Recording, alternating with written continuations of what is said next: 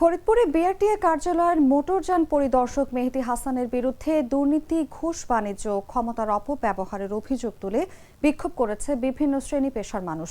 একই সঙ্গে তার বিরুদ্ধে করা মামলা প্রত্যাহার, সাময়িক বরখাস্ত এবং বিভাগীয় তদন্তের দাবিতে জেলা প্রশাসকের কাছে স্মারকলিপিও দেওয়া হয়েছে। সোমবার দুপুরে জেলা প্রশাসকের কার্যালয়ের সামনে এই বিক্ষোভ অনুষ্ঠিত হয়। পরে আন্দোলনকারীরা জেলা প্রশাসক ও জেলা ম্যাজিস্ট্রেটের কাছে লিখিত স্মারকলিপি জমা দেন। এতে অভিযোগ করা হয়, ফরিদপুর বিআরটিএ কার্যালয়ে দীর্ঘদিন ধরে ঘুষ ছাড়া কোনো সেবা পাওয়া যায় না। সাধারণ মানুষকে হয়রানি ও অতিরিক্ত অর্থ দিতে বাধ্য করা হচ্ছে বলেও দাবি তাদের।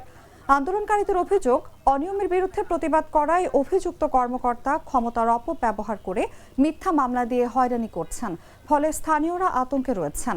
স্মারকলিপিতে 4 দফা দাবি জানানো হয়: মিথ্যা মামলা প্রত্যাহার, অভিযুক্ত কর্মকর্তাকে সাময়িক বরখাস্ত, নিরপেক্ষ তদন্ত কমিটি গঠন এবং অভিযোগ প্রমাণিত হলে স্থায়ী চাকরিচ্যুতি ও শাস্তি নিশ্চিত করা। বিক্ষোভকারীরা সতর্ক করে বলেন, দ্রুত ব্যবস্থা না নিলে আরও কঠোর কর্মসূচি দেওয়া হবে। এদিকে স্মারকলিপির অনুলিপি সংশ্লিষ্ট বিভিন্ন দপ্তরে পাঠানো হয়েছে। আন্দোলনে অংশ নেওয়া খায়রুল রোমান বলেন, অভিযুক্ত কর্মকর্তা যেখানে যান সেখানেই অনিয়মের অভিযোগ ওঠে। এবারও একই ঘটনার পুনরাবৃত্তি হয়েছে।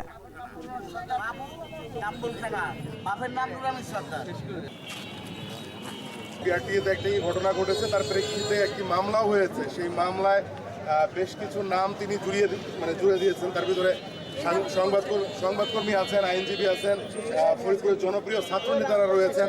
তো সরকারি কর্মকর্তা এতটুকু ন্যূনতম জ্ঞান থাকবে না যে ট্যাগটা কি বা ট্যাগ কাকে করে, তার জন্য মামলা জুড়ে দেবে।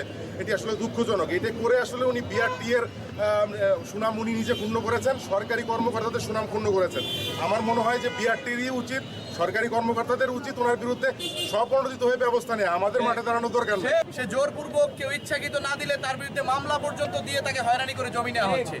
ঠিক সেরকম অসংখ্য ভুক্তভোগী রয়েছেন, তার মধ্যে উল্লেখযোগ্য একজন ভুক্তভোগী ইতিমধ্যে আমাদের এখানে উপস্থিত রয়েছেন। ওনার জায়গায় জোরপূর্বক প্লাট রাখছে, ওনাকে হুমকি দিচ্ছে, ওনার জমি পানির দামে দিতে হবে, নইলে ওনাকে।